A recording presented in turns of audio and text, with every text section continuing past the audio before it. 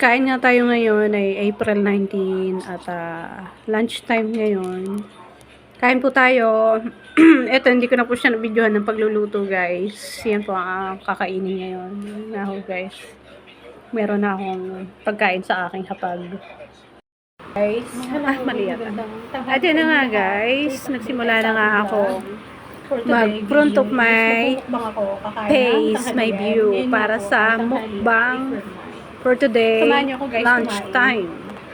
Guys, kayo, kumain na rin ba kayo ng lunch? Ayan nga, guys. Tapos na ako dyan mag-pray, guys. Ayan na nga, nagkuha na nga po ako ng kanin.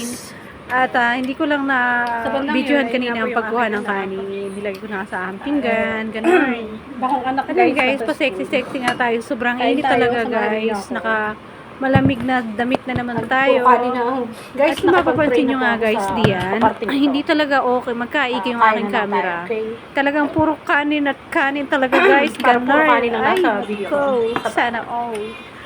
Tatabakin yan.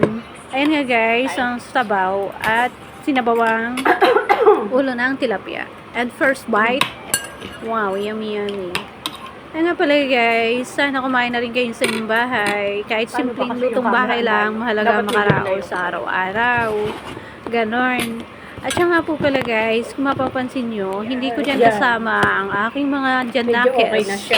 Kasi, guys, yung aking tatlong anak nga po ay nasa school. At ayan, nagbaliktad na naman talaga yung aking cellphone. Ganon talaga. Sana all na lang, walang cameraman. Cameraman, baka naman. Ay, huwag muna. Ganon. Wala pa tayo mapasweldo. Acknowledge baga. Ba't may ganon? Walang ganon. Ayun, guys, ang takaw nga ni Madam kumain ng kanin.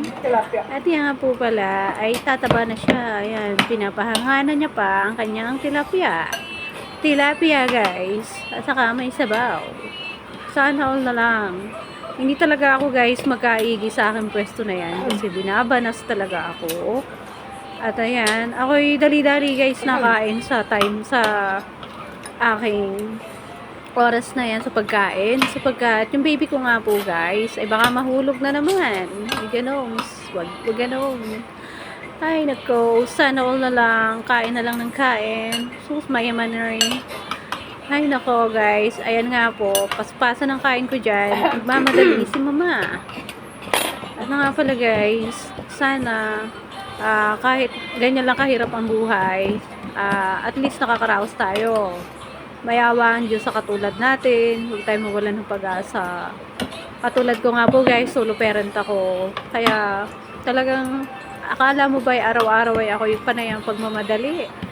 At akala may maaagawan ako ng aking pagkain. Sana all. Ang dami mong kanin. Guys, nga pala just parting yan. Ito ko nga po ay nakain ng yan.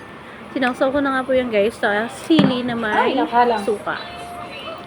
Sili na may suka, guys. At yan ay hindi naman talaga, guys, siya mahalang. Usually. Tsaka yung may sabaw naman diyan, masarap naman talaga kung may pritong isda at tsaka sinabawan.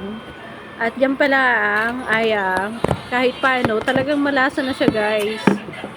Paglutong bahay talaga, guys, alam niyo, mas masarap talaga siyang kainin kumpara dun sa nabibili. Kasi pag nabibili yan, hindi mo kasi templado yung luto nila, diba? So, diyan, parang ikaw yung magmi-mix, siyempre, iba-iba naman. At yung sa parting yan na nga po ay nasa kalahatian na yata to ng video ko. At yan nga po sa parte ko ngayon, hindi talaga ako, guys, nakapag-video nang ako'y nagluto, guys. Kasi ako ay may baby nga. So, dinali-dali ko na nga, guys, para ako'y makakain tanghalian. Alam nyo naman.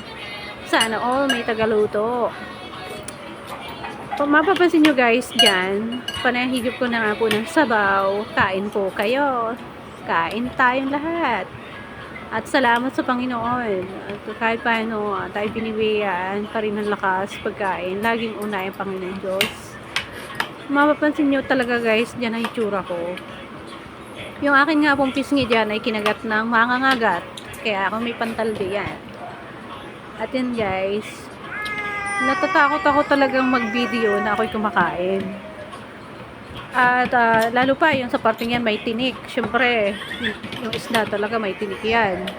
Pag talagang ano guys, matitinik ka, wag ganun. Wag ganun guys, pag natinik ka, sakit talaga sa lalamunan.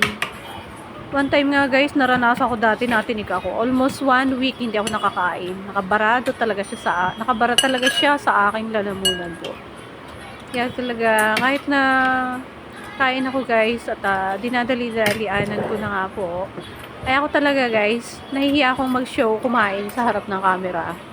Lalo na ako mapapanood pa ng mga fans ko, sa mga subscribers ko ba.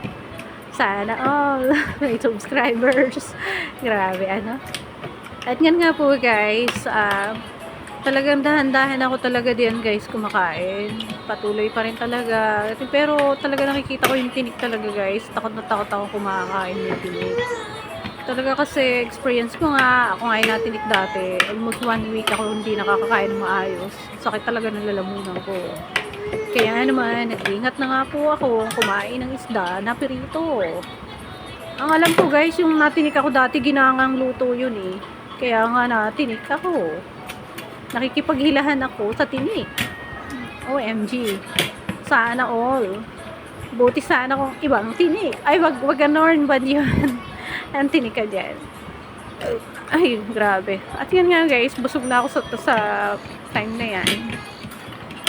Dali-dali na nga talaga guys akong kumakain. Kasi nga po, yung anak ko, rinig ko talaga siya. Gising siya guys. At kung mapapansin nyo, talagang kahit naiya akong kumain, pinapaspasan ko na. It's really shy naman sa oras na yan. Sige lamang, ay paspasan mo. At naku, ay baka ikaw ay maubusan. Ayan na nga ako guys. Ay nako, inisipirit na nga po niya yung tinik. Nananaid pa talaga siya. Guys, pag ganyan ako kaganadong kumain, talagang ibig sabihin lang nun, masarap talaga yung pagkain na kinakain ko. Siyempre kahit naman hirap lang buhay natin, ang panlasa naman natin guys, meron ding arte pag minsan, hindi ba? Totoo naman, real talk naman. Ay ganon, wag ganon, sana all. May feelings ang lalamunan. At yan nga, natumba na naman ang aking cellphone guys. Tinayo ko lang. Sige lang, patuloy lang ang pagkain hanggang sa matapos ang video na to. Nanonood kayo sa babaeng kumakain at patitinik ay kulang na lang. Hi, hello guys. Update nga po ulit tayo pagkatapos kumain ng pananghalian na yan guys. May nilalakad nga po ako sa oras na yan. At success naman po guys ang aking nilakad sa PSA Copy Birth Certificate nga po ng aking anak. Kasi nga guys, sa totoo lang, nagka-problema po ang gender ng aking anak na si NJ. At dyan ko nga po siya guys, pinanganak sa Memorial, Lucena City, Quezon. So guys, kinakailangan ko talagang gawin ito. Kailangan yung requirements na yan ay maayos na nga po. At isa na yan sa part na requirements para nga po mabago ang gender ng anak ko. At diyan guys, napagod ako. Ako'y namahinga at umupo muna at nag-picture-picture. May pagtawa pang kasama. Eh guys, nagpaplano na ako ng oras na yan ng uwi ng bahay. Kasi sobrang init talaga guys. At ang aking bibiliit nga po diyan ay nabiling ko lamang. Kaya guys, sa kapalingalinga, gusto na niyang umuwi. Salamat!